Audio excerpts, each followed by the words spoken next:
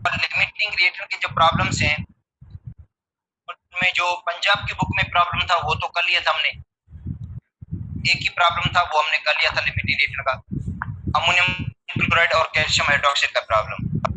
अच्छा, दो प्रॉब्लम्स हैं बेटा फेडलर की बुक में, मगर उनकी वैल्यूज जो है ना इस तरह की गिवन है कि समझ जाए कि कैलकुलेटर यूज करना पड़ेगा, पॉइंट्स के अंदर वैल्यूज हैं। तो इस टाइप के मसला होता है कि आप उसको प्रॉब्लम को समझ लें, वैल्यूज तो चेंज हो सकती है, लाजमी नहीं कि आपको बुक वाली वैल्यूज स्वयं दे दे, वैल्यूज आपको डिफरेंट मिल सकती हैं। और अगर सेम प्रॉब्लम आपको मिलेगा तो उसका मतलब है कैलकुलेटर यूज करना पड़ेगा। इसके अंदर जो प्रॉब्लम है एक कॉपर सल्फेट का है, मैं आपको बता देता हूँ, उसके अंदर भी कैलकुलेटर की नीड पड़ेगी। आपको पेज बता देता हूँ इसके अंदर,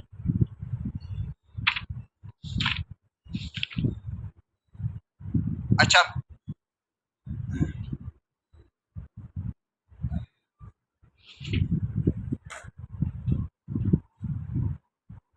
पेज नंबर 12 पे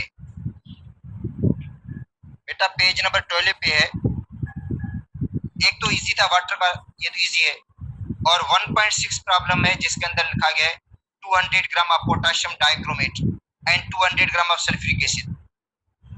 पोटाशियम डाइक्रोमेट और पोटाशियम सॉरी सल्फ्यूरिक एसिड के 200 ग्राम है, और आपको कैलकुलेट करना है मास ऑफ एटॉमिक ऑक्सीजन। तो यही सेम प्रॉब्लम लिखते हैं मगर डेटा थोड़ी चेंज कर देते हैं।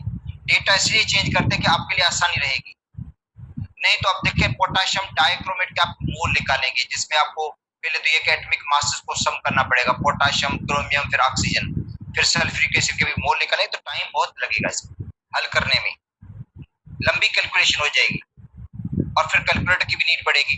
तो अब इसको हम चेंज कर रहे हैं, मोल्स दे रहे हैं, मोल्स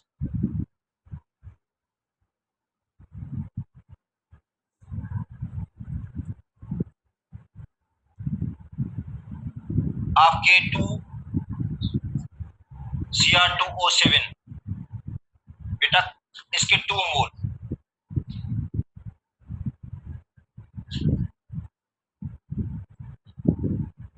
मोल्स ऑफ H2SO4 ये भी 2 है, ठीक है। और आपको क्या करना है, मास of atomic oxygen,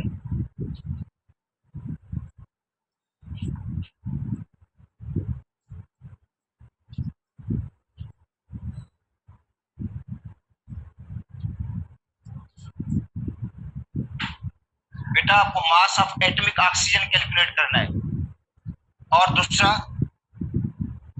mass of reactant,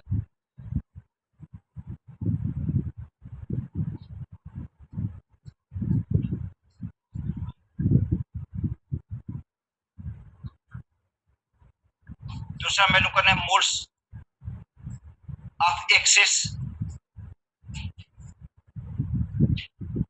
reactant unused, ये कैलकुलेट करना है। अच्छा देखो इक्वेशन आपको मिली हुई है K2Cr2O7 बेटा, ये फेडरल की बुक में है प्रॉब्लम, और पेज नंबर 12 पे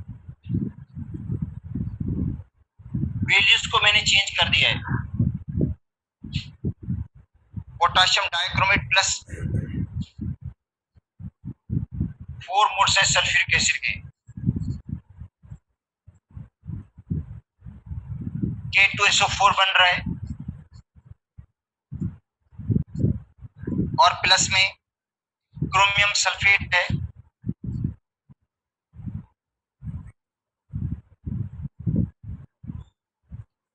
प्लस 4 मोल वाटर के हैं, और 3 मोल एटॉमिक ऑक्सीजन के हैं। ये आपको कैलकुलेट करना है एटॉमिक ऑक्सीजन। हाँ बेटा, इक्वेशन के मुताबिक इसका 1 मोल, इसके 4 मोल कितने बनाते हैं, इसके 3 मोल। अच्छा, तो सबसे पहले देखो लिमिटिंग रिएक्टर कौन सा है इसमें से जो एंटायरली कंज्यूम हो जाए सबसे पहले, बेटा लिमिटिंग रिएक्टर वो होता है जो सबसे पहले कंज्यूम हो जाता है। अच्छा अच्छा वो होगा सल्फ्यूरिक एसिड। अच्छा देखो किस तरह इधर से कैलकुलेट करते हैं। इसका 1 मोल पोटेशियम डाइक्रोमेट का बेटा 1 मोल एटॉमिक ऑक्सीजन के बनाता है 3 मोल। इसका 1 मोल एटॉमिक ऑक्सीजन के कितने बना रहे हैं? 3 मोल। तो इसके 2 मोल से 2 मोल से एटॉमिक ऑक्सीजन के कितने बनेंगे? 6 मोल। इसके 4 मोल से बन रहे हैं 3 मोल। बेटा 4 मोल से कितने बन रहे हैं? 3 मोल। तो हमारे पास इसके मोल कितने? 2 हैं। 2 से बनेंगे हाफ, मतलब 1.5 मोल। तो बेटा H2SO4 लिमिटेड रिएक्टेड होगा, produce least moles of the product. तो H2SO4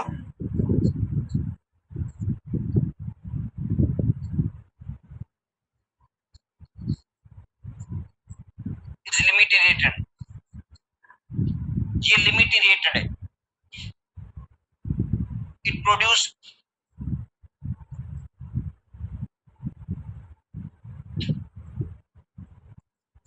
least moles of atomic oxygen.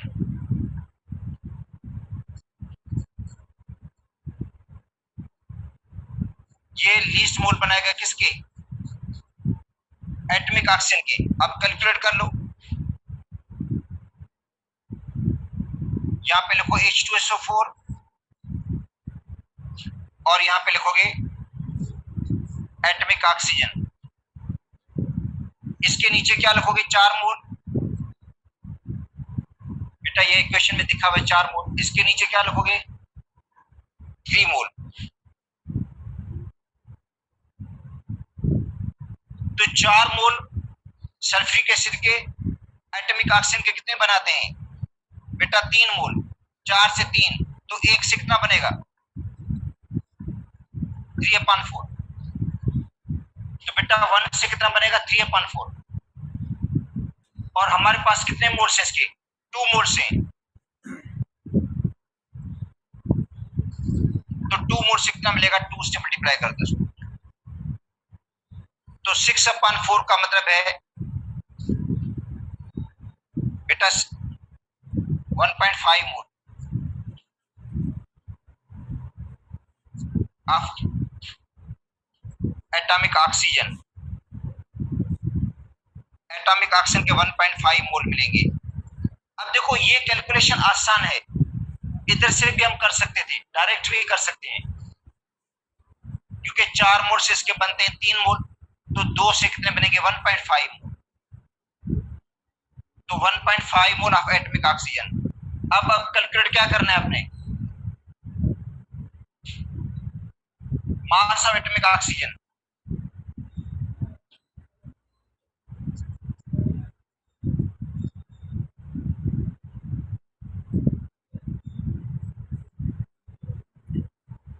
बेटा mass of atomic oxygen, atomic oxygen का मास कैसे कैलकुलेट करेंगे?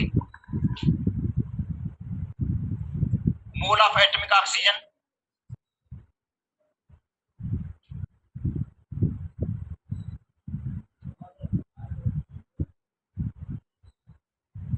ठीक है, मल्टीप्लाइड बाय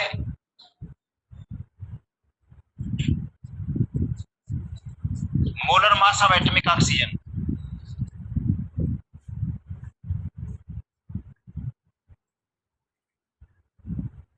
बेटा मोल कितने? 1.5। और जो मोलर मास होगा एटॉमिक ऑक्सीजन का वो होगा 16। एटॉमिक ऑक्सीजन है।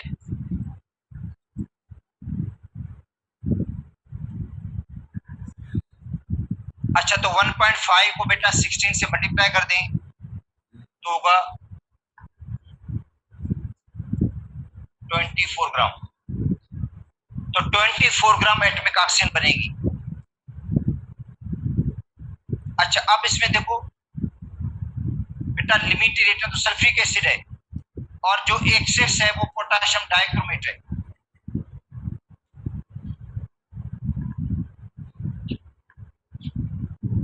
अब मैं फाइंड आउट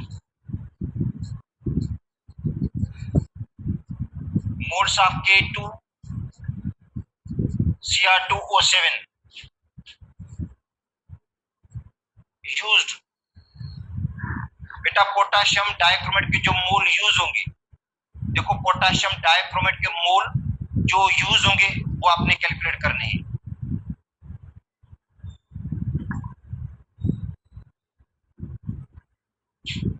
अच्छा अब देखो वो कैलकुलेट होंगे लिमिटेड रिएक्टेंट से। बेटा कैलकुलेशन जो प्रोडक्ट की होती है वो भी लिमिटेड रिएक्टेंट से होती है, और जो एक्सेस रिएक्टेंट होता है उसकी जो कैलकुलेशन करते हैं वो भी लिमिटेड रिएक्टेंट से होती है। तो यहां से आपको लिखना पड़ेगा पहले लिमिटेड रिएक्टेंट,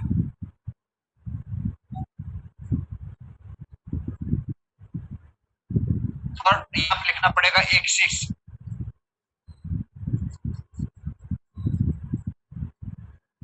अब लिमिटेड रिएक्टेंट है सल्फ्यूरिक एसिड और एक्सेस में है पोटाशियम डाइक्रोमेट K2Cr2O7। अच्छा इक्वेशन के मोल देख लो कितने हैं इसके, 4 और 1। बेटा इसके नीचे लिखोगे 4 मोल, इसके नीचे आएगा 4 मोल, इक्वेशन का मोल है, और इसका नीचे आएगा 1 मोल। तो 4 मोल के लिए इसका 1 चाहिए, बेटा 4 के लिए 1 चाहिए, तो 1 के लिए कितना चाहिए 1/4।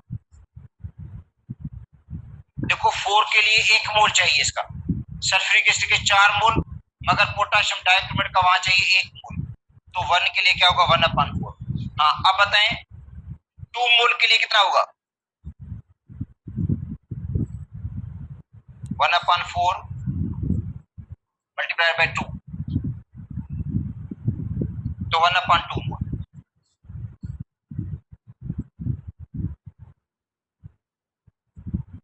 अब K2Cr2O7 यूज्ड।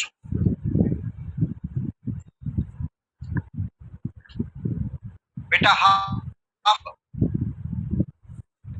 0.5 मोल यूज हो, जबकि लिए कितना था 2 मोल लिए थे, सिर्फ 0.5 मोल यूज होगा इसमें से।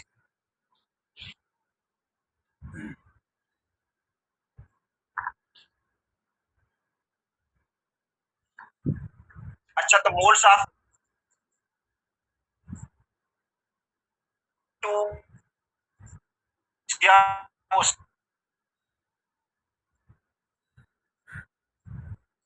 अनयूज्ड।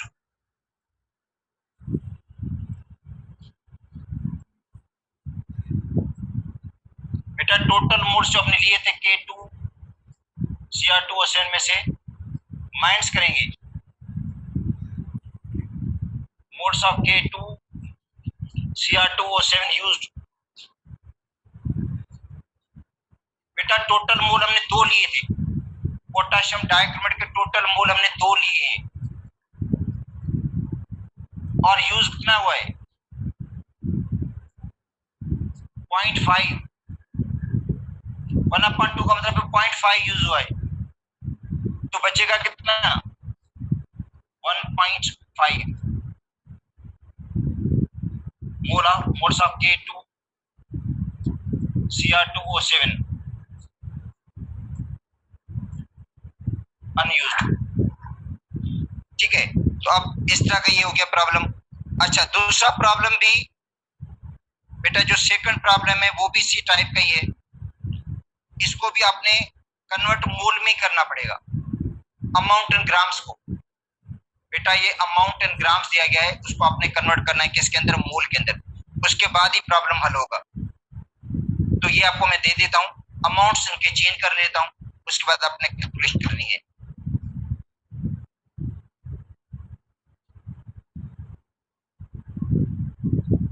अब इसके अंदर क्वेश्चन है magnesium metal react with sulphur to produce magnesium sulphide, Mg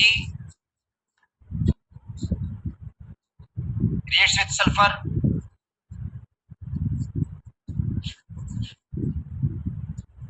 to produce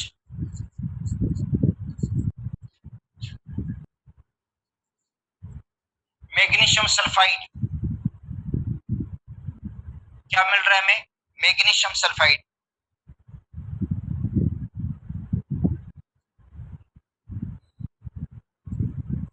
how many grams,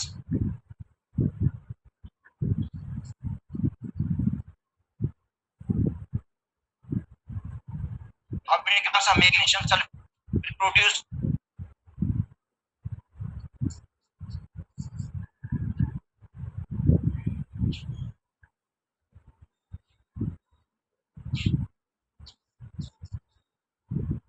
ग्राम।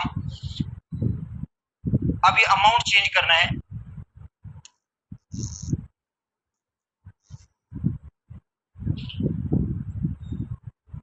2.4 ग्राम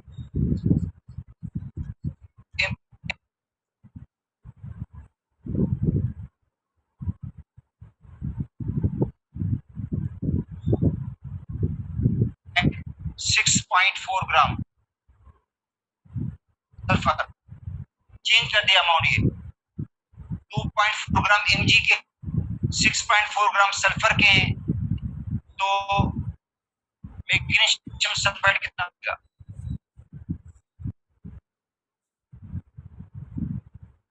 अब देखो इसके मोल्स निकाले आप लोग के लिए, मोल्स ऑफ Mg, तो बेटा 2.4 को डिवाइड करेंगे 24 से, जवाब आएगा 0.1 मोल। 2.4 इसका गिवन मास और इसका मोलर मास 24 है, 0.1 मोल। मोल्स ऑफ सल्फर 6.4 डिवाइड करेंगे 32 से, तो जवाब आएगा 0.2 मोल। अब आपके लिए आसानी होगी, Mg के 0.1 मोल, सल्फर के 0.2 मोल, आगे Mg मैग्नीशियम सल्फेट कितना बनेगा, इक्वेशन ये है Mg प्लस सल्फर और बन गया मैग्नीशियम सल्फाइड, इसका 1 मोल, इसका 1 मोल, इसका बनेगा 1 मोल। से इसका बनता है। अब बताएं लिमिटिंग रेटर कौन होगा? लिमिटिंग रेटर मैग्नीशियम होगा, क्योंकि मैग्नीशियम के 0.1 मोल है और इसके 0.2 मोल है,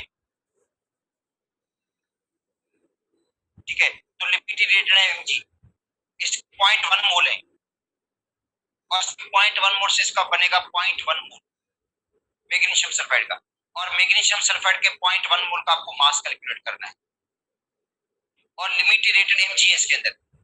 बेटा इसके अंदर जो लिमिटिंग रेटेड है वो Mg है, क्योंकि इसका अमाउंट ये लीस्ट मोल बनाएगा प्रोडक्ट के। दोनों से पहले प्रोडक्ट की कैलकुलेशन करके देखो आप लोग, तो बेटा मैग्नीशियम जो होगा लिमिटिंग रेटेड होगा और ये लीस्ट मोल्स बनाएगा प्रोडक्ट के, और उसी से हम प्रोडक्ट की कैलकुलेशन करेंगे जो लिमिटिंग रेटेड है।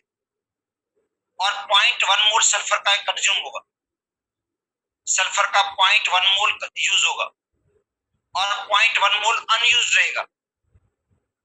मतलब सल्फर के जो 6.4 ग्राम है, इनमें सिर्फ 3.2 ग्राम यूज होंगे और 3.2 ग्राम अनयूज रहेंगे, तो बाकी कैलकुलेशन आगे आपको करना। अच्छा, उसके बाद जो आगे टॉपिक आता है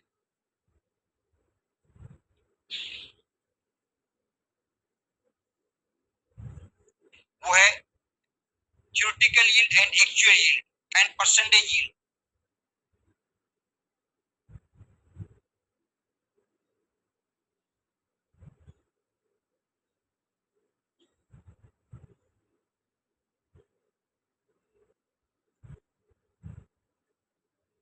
yield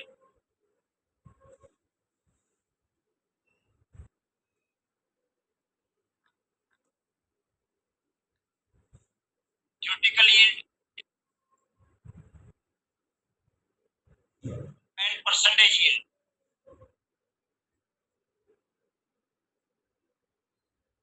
बेटा देखो, एक है एक्चुअल यील्ड, एक है थ्योरेटिकल यील्ड, उसके बाद है परसेंटेज यील्ड। अब देखो एक्चुअल यील्ड से मुराद ये है कि एक्चुअली जितना प्रोडक्ट बनता है, देखो दो रेट आपस में रेट करें और एक्चुअल जितना प्रोडक्ट बने, जितना प्रैक्टिकली प्रोडक्ट बने लेबोरेटरी के अंदर, जितना हम प्रैक्टिकली प्रोडक्ट हासिल करेंगे, तो उस यील्ड को हम कहेंगे एक्चुअल यील्ड। अच्छा, अब आते हैं थ्योरेटिकल यील्ड क्या होती है। अब देखो थ्योरेटिकल यील्ड ये है कि थ्योरी के हिसाब से बैलेंस केमिकल इक्वेशन में जितना प्रोडक्ट बने, देखो थ्योरेटिकल यील्ड से मुराद है बैलेंस केमिकल इक्वेशन में जितना कैलकुलेटेड प्रोडक्ट बन रहा है उसको हम कहेंगे थ्योरेटिकल यील्ड, और उसके बाद उसका हम परसेंटेज निकालेंगे। अच्छा, एक्चुअल यील्ड एक्चुअली कम होती है बेटा, जो एक्चुअल यील्ड है या प्रैक्टिकल यील्ड होती है वो थ्योरेटिकल यील्ड से कम होगी। अच्छा, रीजन क्या है उसका? रीजन ये है कि जब हम फिल्ट्रेशन करते हैं, सपोज करते हैं कोई प्रोडक्ट है जिसके हम फिल्ट्रेशन करते हैं, फिल्टर करते हैं, तो फिल्ट्रेशन में कुछ अमाउंट वेस्ट हो जाता है, या जो वर्कर्स होते हैं काम करने वाले उनका इतना एक्सपीरियंस नहीं होता, और वर्कर के इनएक्सपीरियंस होने की वजह से भी कुछ प्रोडक्ट क्या हो जाता है, लॉस हो जाता है। या सेपरेटिंग फनेल होती है जो प्रोडक्ट्स को सेपरेट करती है, अच्छा उसमें भी कुछ अमाउंट वेस्ट हो जाता है। या फिल्ट्रेशन के दौरान जो फिल्टर करते हैं उसमें कुछ अमाउंट वेस्ट हो जाता है। क्रिस्टलाइजेशन के दौरान कुछ अमाउंट वेस्ट हो जाता है, और उसके बाद जो उसकी प्रेसिपिटेशन बनती है उसको हम ड्राई करते हैं, उस हिसाब से भी कुछ अमाउंट क्या हो जाता है, प्रैक्टिकली हमारा वेस्ट हो जाता है। या कभी कभी साइड रिएक्शन हो जाता है, साइड रिएक्शन में जो एक्चुअल प्रोडक्ट है वो कम हो जाता है और दूसरा बन जाता है साइड प्रोडक्ट। ठीक है, इसलिए एक्चुअल जो यील्ड होगी या प्रैक्टिकल यील्ड होती है वो बेटा कम होती है, किससे? थ्योरेटिकल यील्ड से, क्योंकि वो तो प्रैक्टिकली हम हासिल करते हैं और एक है थ्योरी बता रही है। अच्छा, जारे थ्योरी जो बताएगी हमें तो वो तो एग्जैक्ट बताएगी अमाउंट, मगर उतना हमें प्रैक्टिकली अमाउंट मिलता नहीं है। ठीक है, अच्छा देखो जिस तरह ये जो बाइक वगैरह होती है उनके बारे में जब जाएंगे ना, बाइक वाले बोलेंगे कि इसका जो एवरेज है, कोई कहेगा भाई इसका 50 है या 60 है, मगर एक्चुअली 50 या 60 नहीं होता। या कार है उसके बारे में भी शोरूम वाले यही बताते थे कि इसका एवरेज जो है वो 20-22 है, मगर प्रैक्टिकली हमें पता चलता है कि उसका एवरेज होता है वो 16-17 होता है। क्यों? क्योंकि उसमें बहुत सारी चीजें आ जाती है, उसमें रोड का मसला भी आ जाता है, हमारे पास रोड भी बहुत खराब होते हैं, इसमें गेयर वगैरह चेंज करना पड़ता है जिसकी वजह से पेट्रोल की कंजप्शन बढ़ जाती है। या पेट्रोल पंप से हमें पेट्रोल मिलता है वो सही क्वालिटी का नहीं होता है, या सही उसकी जो मेजरमेंट होती है वो नहीं होती है, इस हिसाब से गाड़ी उतना एवरेज नहीं जाती है जितनी कंपनी बता देती है। तो यहाँ पे वही मसला हो जाता है कि प्रैक्टिकल यील्ड जो है, जो प्रैक्टिकल करके हम प्रोडक्ट हासिल करते हैं वो एक्चुअली कम होती है, किससे? थ्योरेटिकल यील्ड से। तो अब एक्चुअल यील्ड, प्रैक्टिकल यील्ड और परसेंटेज यील्ड, परसेंट करते हैं कितने परसेंट में प्रोडक्ट मिला। ठीक है, प्रॉब्लम्स है बेटा, ये जो टॉपिक है इसी से रिलेटेड प्रॉब्लम्स है।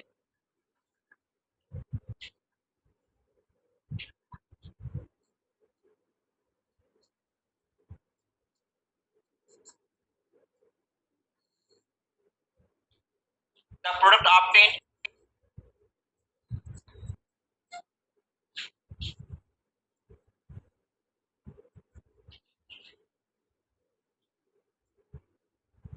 During chemical reaction,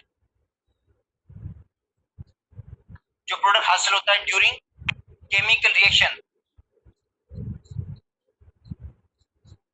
the product obtained during chemical reaction actually is called actual yield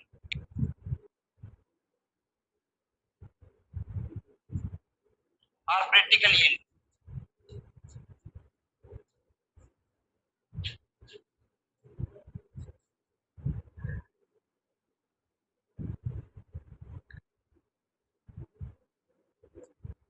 तो उसको हम कहेंगे प्रैक्टिकल यील्ड या एक। अच्छा, उसके बाद है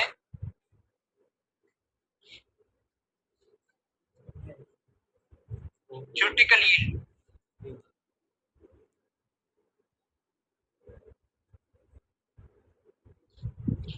द कैलकुलेटेड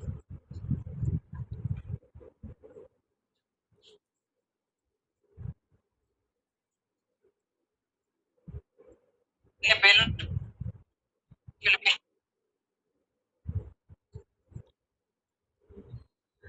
बेटा, product calculated in a balance chemical equation.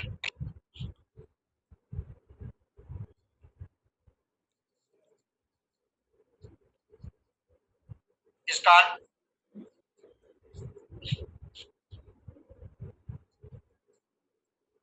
theoretical yield.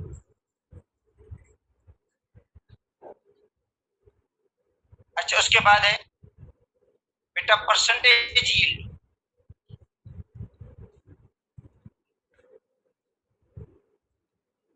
अच्छा, तो परसेंटेज यील्ड होता है actual yield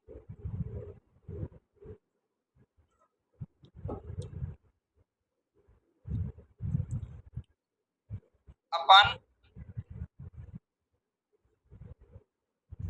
theoretical yield multiplied by 100।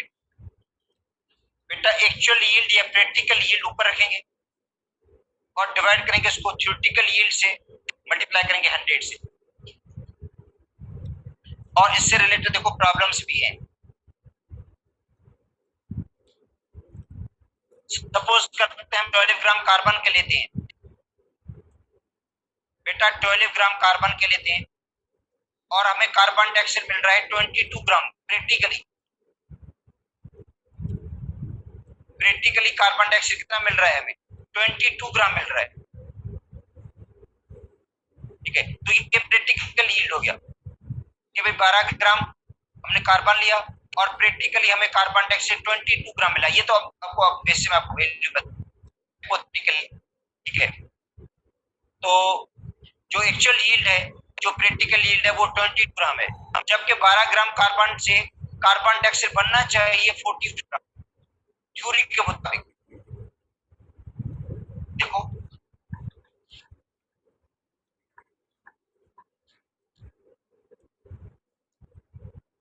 Mass of carbon 12 gram.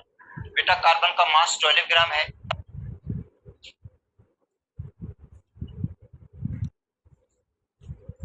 Actual yield of CO2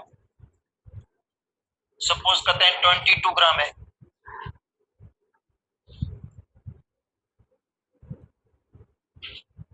ठीक है, फाइंड आउट परसेंटेज यील्ड।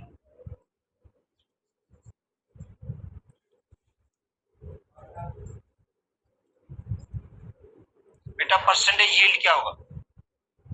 12 ग्राम आपने carbon लिया और प्रैक्टिकली आपको कार्बन डाइऑक्साइड का अमाउंट मिला है 22 ग्राम।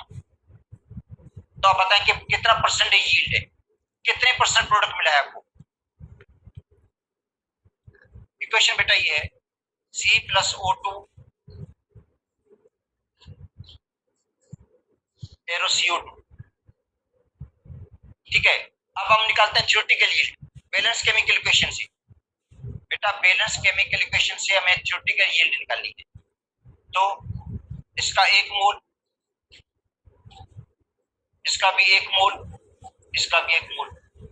1 मोल कार्बन का 12 ग्राम, 1 मोल ऑक्सीजन का 32 ग्राम, 1 मोल कार्बन डाइऑक्साइड का 44 ग्राम। तो 12 ग्राम कार्बन से आपको कार्बन डाइऑक्साइड मिलनी चाहिए 44। बेटा 12 ग्राम कार्बन से आपको कार्बन डाइऑक्साइड मिलनी चाहिए 44। 44 की जगह पे मिली कितनी है? 22। ठीक है, अब निकाले परसेंटेज। तो बेटा थ्योरेटिकल यील्ड आपको मिल गई।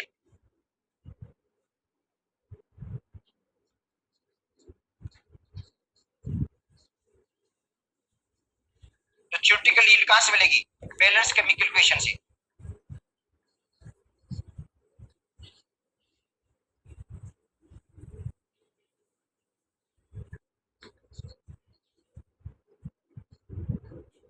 फोर्टी 44 ग्राम।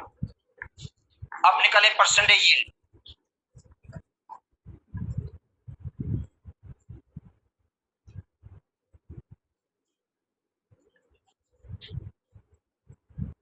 Actual yield upon theoretical yield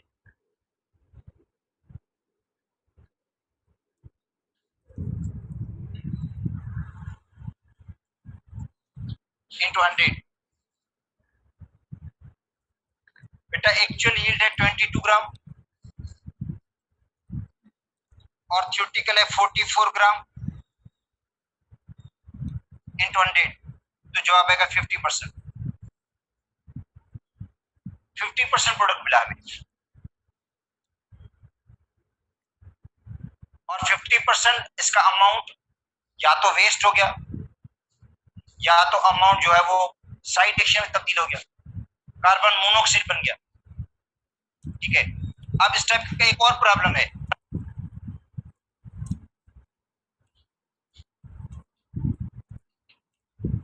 बेटा पंजाब की बुक में है इस टाइप का प्रॉब्लम। अच्छा, और वो है लाइमस्टोन।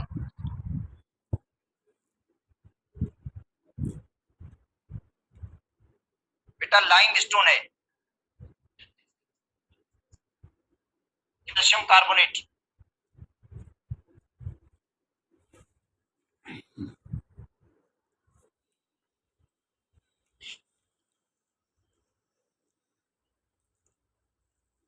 फोर पॉइंट फाइव के जी।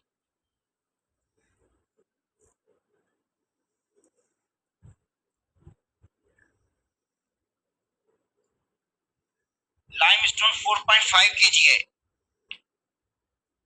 अच्छा, एक्चुअल यील्ड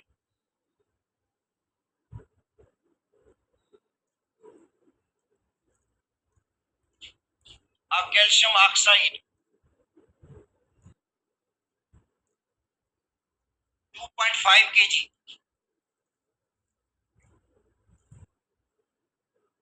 2.5 kg इसकी एक्चुअल यील्ड है। Find percentage yield.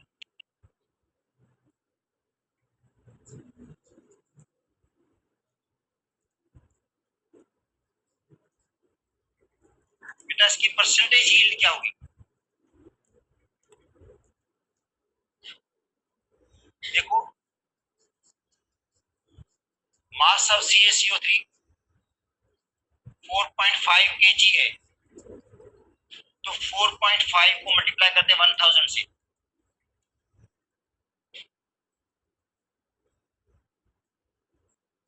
तो बेटा ये मास है ग्राम के अंदर, किलोग्राम को ग्राम में कन्वर्ट कर दिया हमने। 4500 ग्राम कैल्शियम कार्बोनेट की गिवन है बेटा, 4500 ग्राम कैल्शियम कार्बोनेट की गिवन है। अच्छा, इसका भी मास आप कन्वर्ट कर दो, 2.5 को मल्टीप्लाई कर दो 1000 से।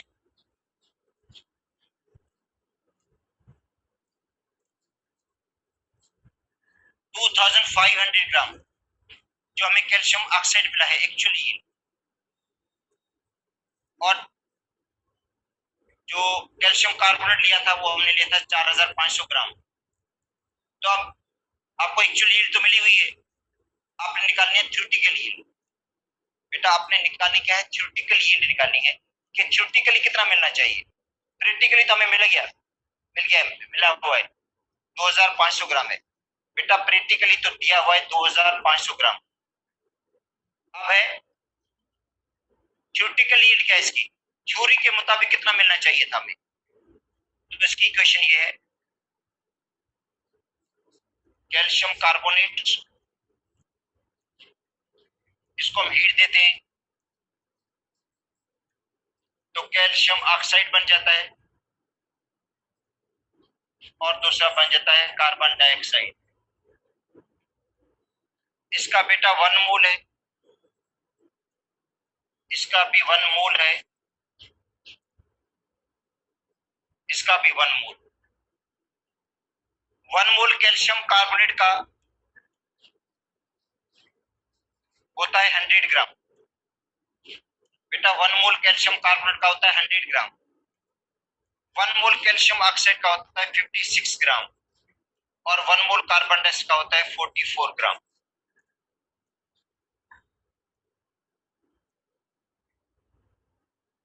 ठीक है, अब आप निकाल दें, कैलकुलेशन कर दें।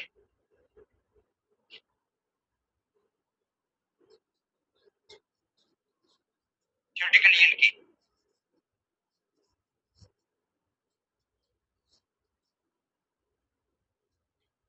अच्छा, ये क्वेश्चन बता रही है कि 100 ग्राम कैल्शियम कार्बोनेट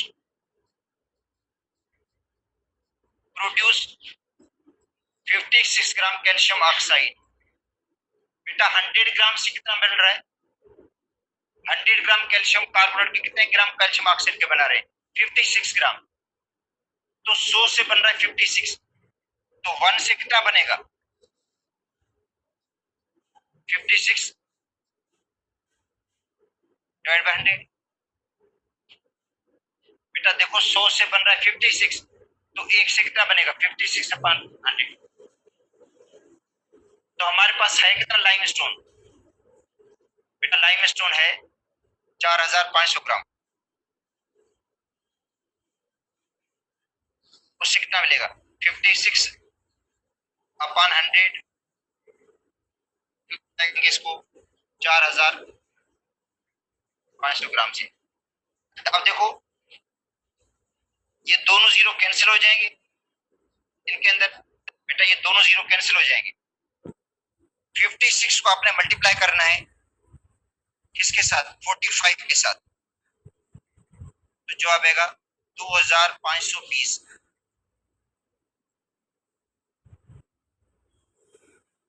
बेटा ये है 2520 ग्राम।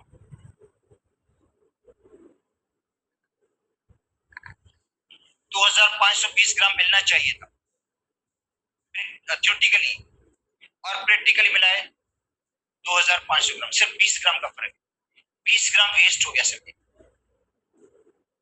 ठीक है, अब देखो थ्योरेटिकली कितना मिलना चाहिए था?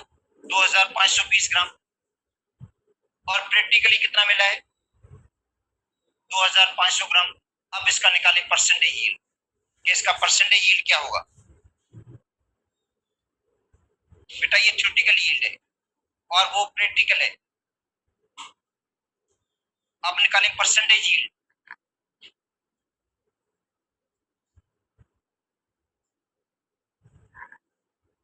अच्छा, तो परसेंटेज यील्ड होगा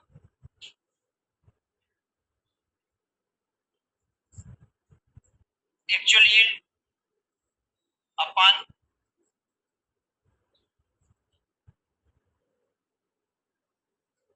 थ्योरेटिकल यील्ड मल्टीप्लाइड बाय 100। अच्छा, एक्चुअल यील्ड कितनी है?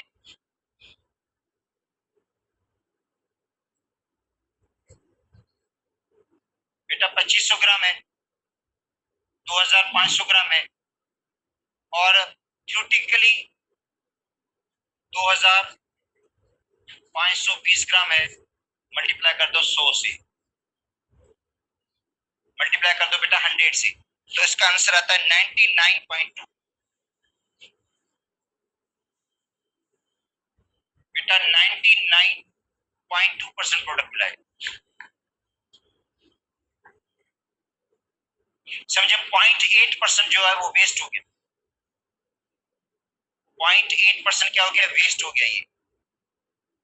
तो ये पंजाब की बुक में बेटा एक ही प्रॉब्लम था, और बाकी दो प्रॉब्लम है जो फेडरल की बुक में है। ठीक है, उनको आप प्रैक्टिस कर देना। तरीकेकार यही होगा। देखो एक्चुअल यील्ड आपको गिवन होगी, प्रैक्टिकल यील्ड आपको गिवन होगी, और बाकी थ्योरेटिकल यील्ड आपको निकालनी पड़ेगी जो आप मास मास रिलेशनशिप पढ़कर रहे हैं। आप बेटा मास मास जो रिलेशनशिप पढ़ा है उसी हिसाब से आपको मिल जाएगी थ्योरेटिकल यील्ड।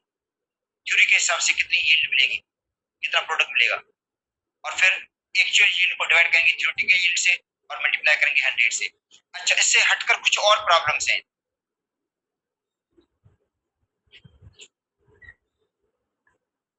बेटा इससे हटकर कुछ और प्रॉब्लम करवा रहा हूं आपको मैं।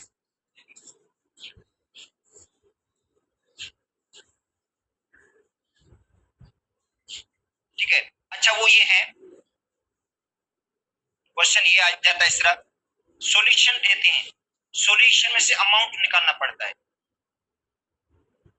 बेटा देखो अमाउंट इन ग्राम्स निकालना पड़ता है सॉल्यूशन में से। ठीक है, find out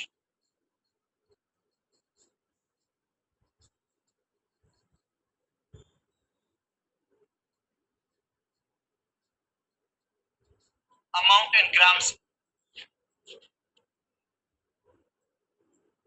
of solute gram solution.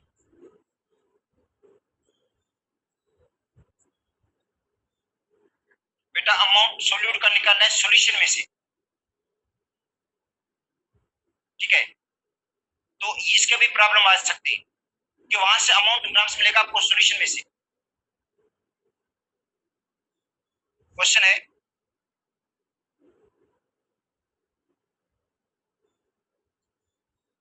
Find out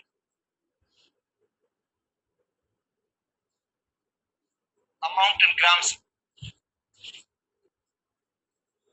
of NaOH in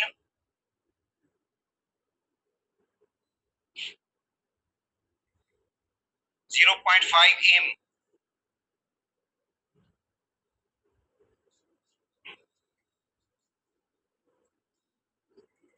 0.5 molar solution in 500 centimetre cube. बेटा NaOH के कितने हैं? 0.5 मोलर सॉल्यूशन है, 0.5 मोलर सॉल्यूशन है किसके अंदर? 500 cm क्यूब के अंदर। सॉल्यूशन का वॉल्यूम 500 है, मोलरिटी 0.5 है। बताओ NaOH के कितने ग्राम होंगे इसके अंदर? बेटा NaOH के कितने ग्राम डिजॉल्व होंगे सॉल्यूशन के अंदर? देखो मोलरिटी दी गई है आपको, मोलर कंसंट्रेशन है ये सॉल्यूशन की, 0.5 मोलर कंसंट्रेशन है 500 cm क्यूब के अंदर। बेटा 500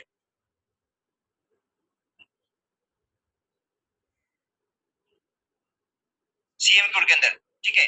अच्छा तो अमाउंट इन ग्राम्स का बेटा फार्मूला है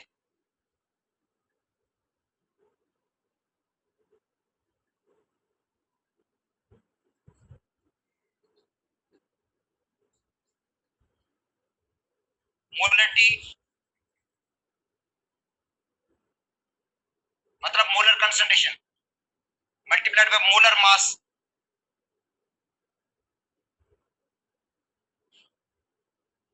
multiplied by volume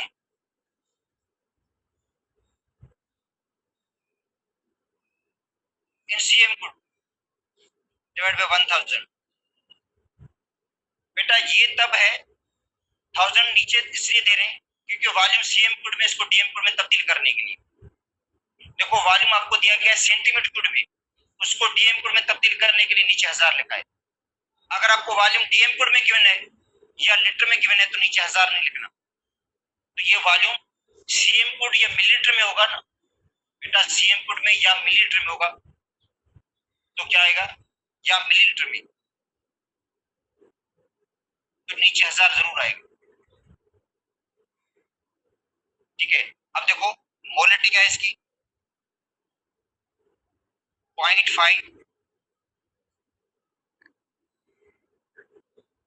molar mass कितना है 40, NH का मोलर मास 40 है, वॉल्यूम कितना है 500 डिवाइड बाय 1000, ठीक है। अब देखो ये 2 0 में कैंसिल होंगे, ये एक 0 भी कट जाएगा, 5 को मल्टीप्लाई करेंगे 4 से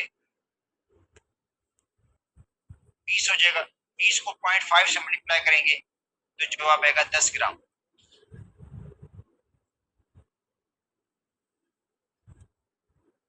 बेटा इसका जवाब है 10 ग्राम। तो NaOH के 10 ग्राम इसके अंदर डिजॉल्व किए, NaOH के 10 ग्राम डिजॉल्व किए। अब इससे रिलेटेड प्रॉब्लम है बेटा, इससे रिलेटेड एक प्रॉब्लम दे रहा हूं मैं आपको। अब देखो यहां से अमाउंट इन ग्राम्स निकाला हमने NaOH का, सोडियम हाइड्रोक्साइड का अमाउंट इन ग्राम्स निकाला। फार्मूला याद कर लो, ये आगे आपको काम आता जाएगा। Molarity multiplied by molar mass into volume, centimetre cube में गिवन हो या मिलीलीटर में गिवन हो तो नीचे 1000 लिखना पड़ेगा। अगर लीटर में या dm क्यूब में है तो नीचे 1000 नहीं आएगा।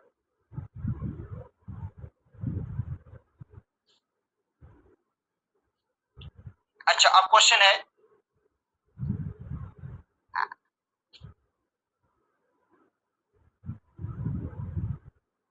How many grams of HCl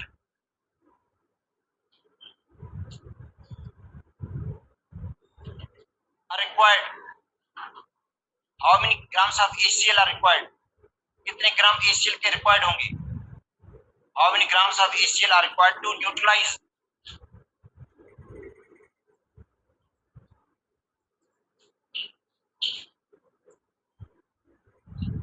इसको न्यूट्रलाइज करने के लिए 0.5 m NaOH.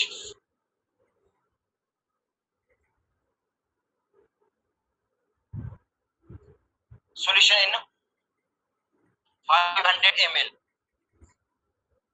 बेटा क्वेश्चन है कि हमारे पास NaOH के 0.5 मोलर सॉल्यूशन है 500 में, उसको न्यूट्रलाइज करने के लिए एसिड का मास कितना चाहिए? अब देखो क्वेश्चन ये है कि आपने जो NaOH है सोडियम हाइड्रोक्साइड है उसका अमाउंट इन ग्राम से निकालना है। वो तो अभी निकाल चुके हम 10 ग्राम है, तो क्वेश्चन ये कि 10 ग्राम NaOH का अमाउंट 10 ग्राम है, उसको न्यूट्रलाइज करने के लिए एसिड कितना चाहिए? बेटा देखो जो क्वेश्चन है वो ये है कि NaOH के 10 ग्राम है, क्योंकि अभी तो निकाल कर आए थे amount in grams, amount in grams तो निकाला आपने यहाँ अभी कितने थे 10 ग्राम है, तो 10 ग्राम NaOH को न्यूट्रलाइज करने के लिए एसिड का मास कितना चाहिए? क्वेश्चन ये है, या चलो दोबारा मैं करवा देता हूं आपको।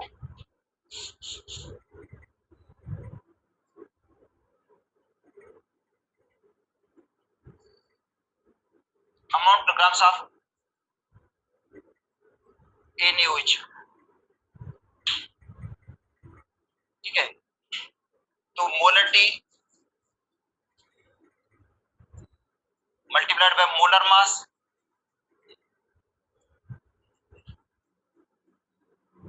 Multiplied by volume in millilitre या सेंटीमीटर क्यूब डिवाइड बाय 1000, ठीक है। अब अमाउंट चेंज कर रहा हूं थोड़ा मैं,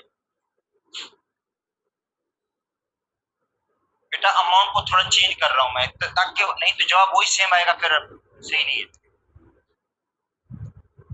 और अमाउंट को हम लिख रहे हैं 0.2 मोलर सॉल्यूशन,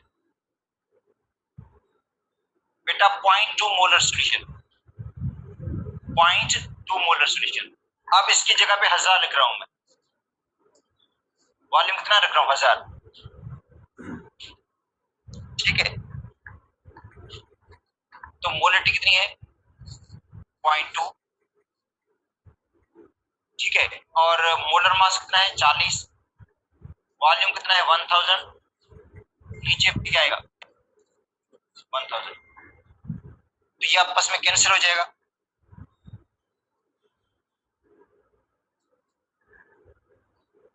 अच्छा 40 को आप मल्टीप्लाई करेंगे बेटा 0.2 से,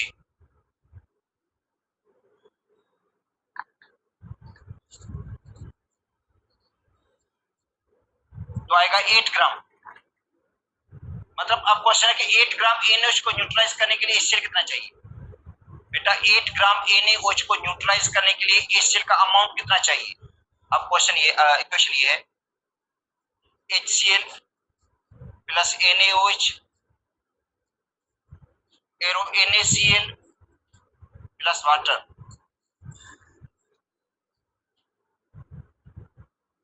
अच्छा इसका बेटा 1 मोल है, इसका भी 1 मोल, ये भी 1 मोल, ये भी 1 मोल। अच्छा HCl का बेटा 1 मोल। अच्छा इसको आप दो तरीकों से कर सकते हो, या तो NaOH के मोल बना दो तो भी बन जाएगा, प्रॉब्लम हल हो जाएगा, मोल मेथड से करना पड़ेगा फिर आप, या मास मेथड से हल कर लो तो भी हल हो जाएगा, दोनों तरीके से हल हो जाएगा, ठीक है। दोनों मेथड से बेटा आंसर इसका आ जाएगा, तो चलो मास मेथड से ही करवा देता हूं आपको मैं। इसका 1 मोल 36.5 ग्राम के बराबर है, इसका 1 मोल 40 ग्राम के बराबर है, ठीक है। तो हम कह सकते हैं 40 ग्राम NaOH को न्यूट्रलाइज करने के लिए एसिड कितना चाहिए? बेटा 40 ग्राम NaOH को न्यूट्रलाइज करने के लिए HCl कितना चाहिए? 36.5। तो 8 ग्राम NaOH को न्यूट्रलाइज करने के लिए HCl कितना चाहिए होगा, वो कैलकुलेट करना है।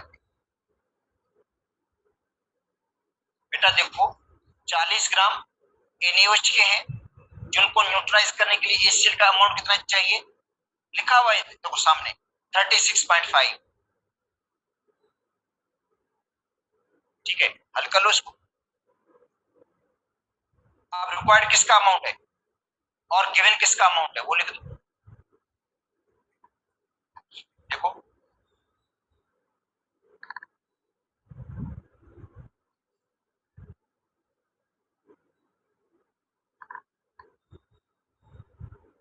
यहां से कर लेते हैं इसको।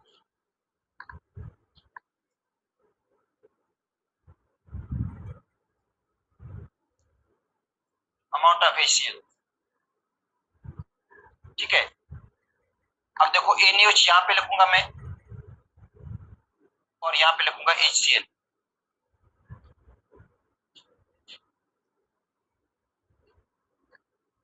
ठीक है, क्योंकि HCl रिक्वायर्ड है। बेटा HCl क्या रिक्वायर्ड है?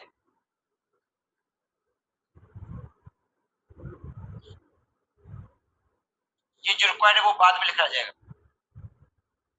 और जो गिवन है वो पहले लिखा जाएगा। अच्छा अब देखो अमाउंट क्या है इसका 36 और इसका क्या 40 है। इसका 40 ग्राम, इसका है 36.5 ग्राम। तो 40 ग्राम के लिए बेटा 40 ग्राम के लिए HCl कितना रिक्वायर्ड है 36.5 ग्राम। बेटा 40 के लिए कितना रिक्वायर्ड है, तो एक के लिए कितना होगा 36.5 डिवाइड बाय 40। देखो 40 के लिए रिक्वायर्ड है 36.5, तो 1 ग्राम के लिए कितना रिक्वायर्ड होगा 36.5 डिवाइड बाय 40। तो हमारे पास कितने 8 ग्राम है, 8 ग्राम है। तो 8 ग्राम के लिए कितना रिक्वायर्ड होगा 36.5 डिवाइड बाय 40 मल्टीप्लाई करेंगे 8 से।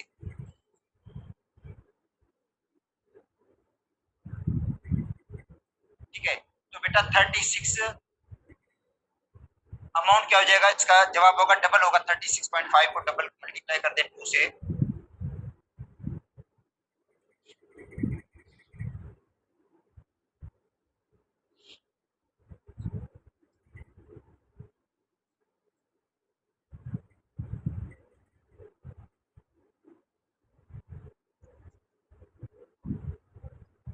अच्छा 7.3 ग्राम HCl चाहिए। बेटा HCl का अमाउंट चाहिए कितना 7.3 ग्राम। 7.3 ग्राम HCl का अमाउंट चाहिए इसको न्यूट्रलाइज करने के लिए। NaOH के 8 ग्राम को न्यूट्रलाइज करने के लिए कितना चाहिए 7.3 ग्राम। देखो हल कर लिया हमने इसको, मास मेथड से ही कर लिया। ठीक है, अगर मोल मेथड से करेंगे तो भी जवाब मिल जाएगा, जवाब यही आएगा सेम। फिर 8 ग्राम NaOH के मोल बनाने पड़ेंगे आपको। बेटा 8 ग्राम NaOH के आपको मोल बनाने पड़ेंगे और वो मोल बनेंगे 8 को डिवाइड करेंगे 40 से तो बनेंगे 0.2 मोल, 0.2 मोल बनेंगे। उसी से कर सकते हो आप,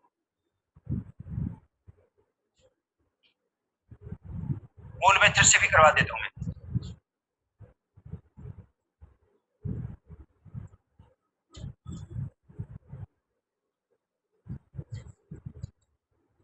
अच्छा moles of NaOH 8 divide by 40 0.2 मोल। अब देखो इक्वेशन ये है HCl plus NaOH NaCl plus water 1 मोल 1 मोल 1 मोल और ये 1 मोल। ठीक है, अब रिक्वायर्ड HCl है। अब करेंगे कैलकुलेशन। NaOH को पहले लिखना पड़ेगा और HCl को बाद में हम लिखेंगे।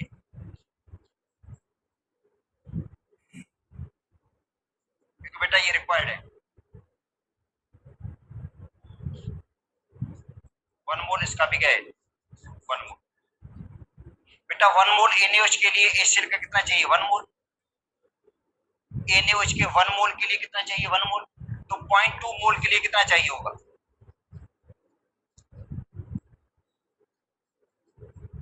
0.2 मोल ऑफ HCl। तो जवाब मिल गया 0.2 मोल। 0.2 मोल ऑफ HCl न्यूट्रलाइज करने के लिए चाहिए। अच्छा 0.2 मोल का अमाउंट इन ग्राम्स निकालें।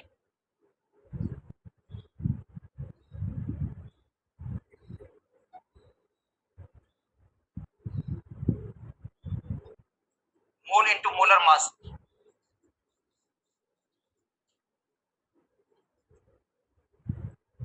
बेटा मोल को मल्टीप्लाई करते हैं मोलर मास से। मोल कितने हैं 0.2 और HCl का मोलर मास कितना है 36.5। तो 36.5 को 0.2 से मल्टीप्लाई करके जवाब वही आएगा 7.3। 7.3 आएगा। हाँ अब दूसरा क्वेश्चन है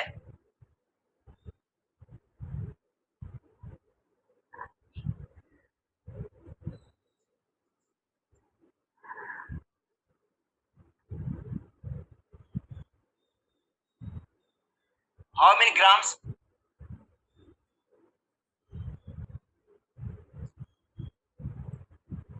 of NaOH are required।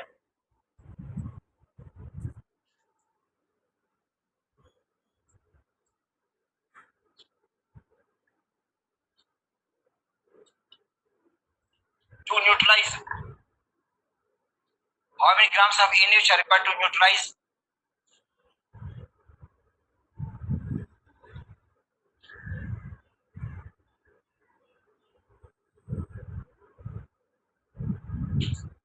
0.1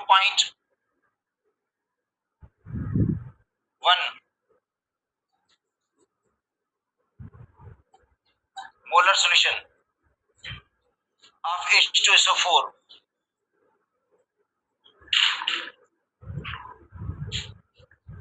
0.1 molar solution of H2SO4 in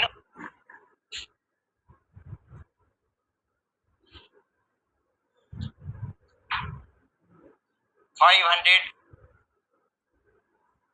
centimetre. बेटा 0.2 देता था यहाँ पे 0.2 molar solution 0.2 molar solution of sulphuric acid in 500 cm चाहिए तो मुमताज।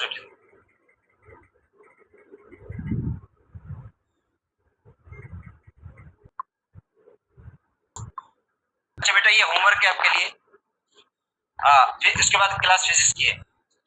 H2SO4 plus NaOH